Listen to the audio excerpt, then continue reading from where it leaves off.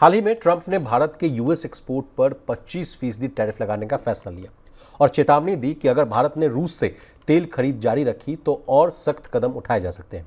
बावजूद इसके भारत सरकार ने फिलहाल तेल कंपनियों को रूस से तेल खरीद बंद करने का कोई निर्देश नहीं दिया है। इसके अलावा भारतीय प्रधानमंत्री नरेंद्र मोदी ने स्पष्ट कर दिया कि भारत अपनी आर्थिक जरूरतों के हिसाब से फैसले लेगा, ना कि बाहरी दबाव में। प्रवीण सर, रूसी क्रूड को लेकर ट्रंप की धमकी फेल हो गई क्या? नहीं, अब भारत ने देखिए और ये बड़ी दिलचस्प कहानी है कि तमाम अमेरिकी प्रेशर के बावजूद भारत अब अपनी जो नेशनल जो इंटरेस्ट है या अपना जो स्टैंड है, एक रुख है, अब भारत उस पर अड़ता हुआ दिखाई दे रहा है जी। अमेरिका ने साफ तौर पे कहा कि आप रशियन ऑयल ना खरीदें, रशियन आर्म्स ना खरीदें। आप खरीदते हैं, इस वजह से आप पे पेनल्टी लगाई जा रही है जी। और फिर एक खबर ये भी आई कि भारतीय कंपनियां अब पीछे हट रही हैं, रूस से ऑयल नहीं खरीदेंगी। फिर ट्रंप ने खुद कहा कि मुझे सुनने में आया कि भारतीय कंपनियों ने रूस से तेल बंद करने का फैसला कर लिया, ऐसा मुझे सुनाई दे रहा है।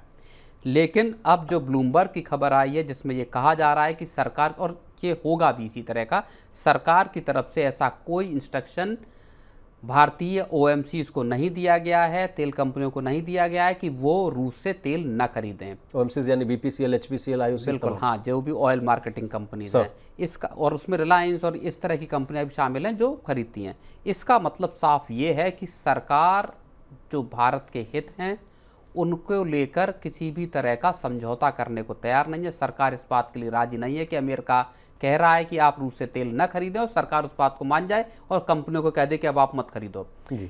कुल मिला के अब एक टकराव जैसी, और जिसको हम बार बार मतलब लगातार हम पीछे से कहते आ रहे हैं, जब से कोई इस बात को नहीं कह रहा था कि कहीं ना कहीं अब एक ये डेडलॉक बनता हुआ नजर आ रहा है जी। और इस बात को जो है अमेरिकन जो यूएस ट्रेड रिप्रेजेंटेटिव है, यूएसटीआर है, उनके भी जो ऑफिशियल हैं वो भी इस बात को कह रहे हैं। उन्होंने कहा है कि भारत और अमेरिका के बीच में जो तमाम तरह की ट्रेड को लेकर बातचीत चल रही है वो चल तो रही है, लेकिन वो बेहद कॉम्प्लेक्स है और इसमें किसी तरह का वे अहेड अभी दिखाई नहीं दे रहा। जी जी।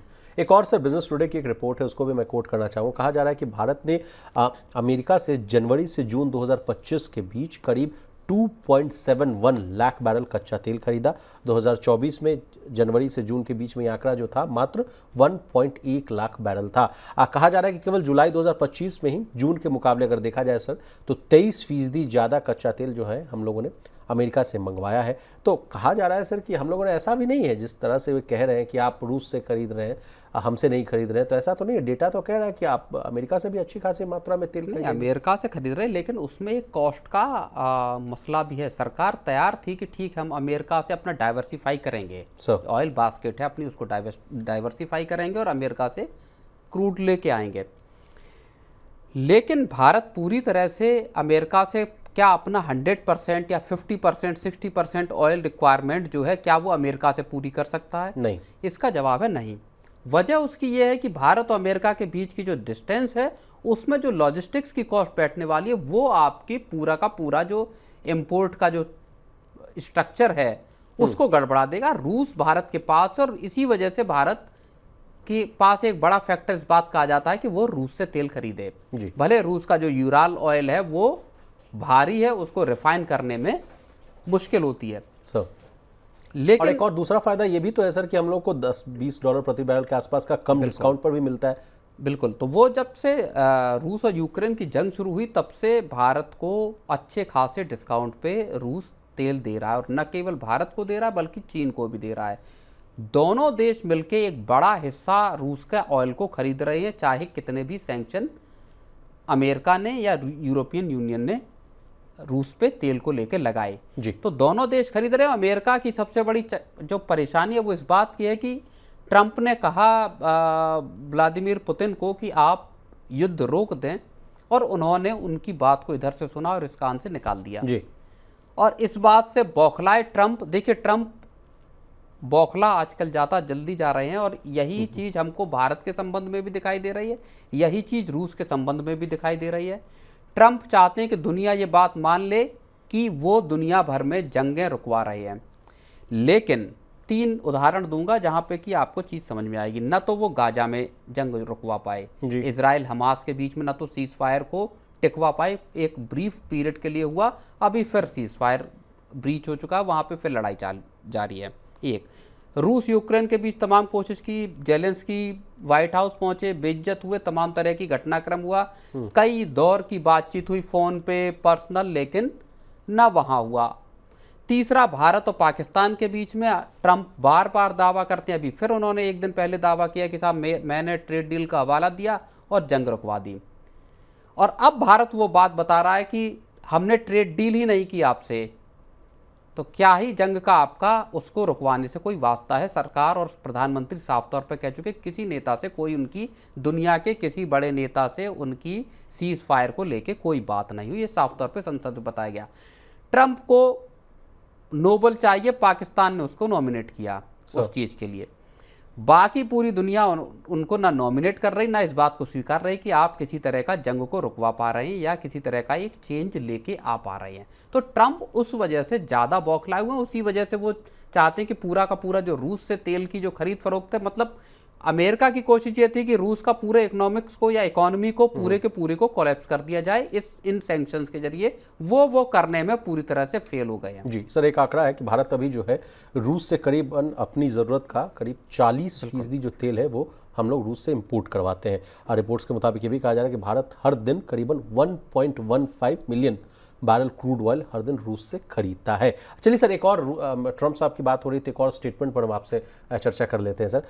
टैरिफ से कहा जा रहा है कि अमेरिका का खजाना जो है वो बढ़ता हुआ नजर आ रहा है। एक साल में अमेरिका के खजाने में टैक्स और टैरिफ से कहा जा रहा है कि 152 अरब डॉलर यानी करीब 13.31 लाख करोड़ रुपए आए हैं। गोल्फ खेल रहे थे ट्रंप साहब, वहाँ से निकल रहे थे गोल्फ खेलने के बाद, वहाँ पे उन्होंने मीडिया से इंटरेक्शन करने के दौरान कहा ये बात कि देखिए जो हम सोच रहे थे वैसा होता हुआ दिख रहा है, मेरा खजाना बढ़ता हुआ दिख रहा है। और इसके बाद उन्होंने कहा है कि अमेरिकी परिवारों को इस टैरिफ की वजह से जो पैसा आया है उसकी वजह से हम डिविडेंड देंगे, यानी मध्यम और निम्न आय वर्ग वाले लोगों को वहाँ फायदा होता हुआ दिख सकता है। लेकिन एक्चुअल टैरिफ तो अभी लागू कब से हुआ है? फ्रॉम 1 अप्रैल।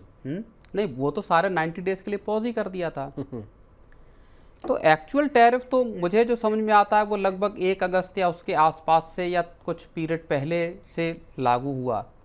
इतने बीच में क्या अमेरिकी खजाने में 152 बिलियन डॉलर की रकम आ गई है, ये एक देखने वाली बात है। हो सकता है इनका ये स्टेटमेंट है सर, किसी मीडिया हाउस ने रिपोर्ट नहीं किया, हो सकता है आ भी गई हो और 152 बिलियन डॉलर की रकम उनको मिल गई हो। बाकी इसकी तस्दीक कैसे क्या होगी जी, बड़ा चढ़ा के बोलने का, और जो अभी यूएस के जॉब के डेटा आए उसको लेके बड़े एकदम से वो हो गए कि ये सारे डेटा गलत हैं, इन सबको मैं फायर कर दूंगा और ये सब बातें। वो रेट कट को भी लेकर वो नाखुश नजर आए, जेरोम पावेल पर बरसते हुए नजर आए सर। तो लेकिन देखो, इसका फायदा अमेरिका को हो सकता है जब आप एक्चुअल टैरिफ लगा देंगे। मान लीजिए 25% या 30% आपने टैरिफ लगा दिए, तो दुनिया के देश तो आखिर आपसे डील करेंगे ही। मान लीजिए भारतीय कंपनियां 100 रुपए का कल तक माल बेचती थी, अब वो 80 रुपए का बेच पाएंगी, लेकिन बेचेंगी तो है अमेरिका में।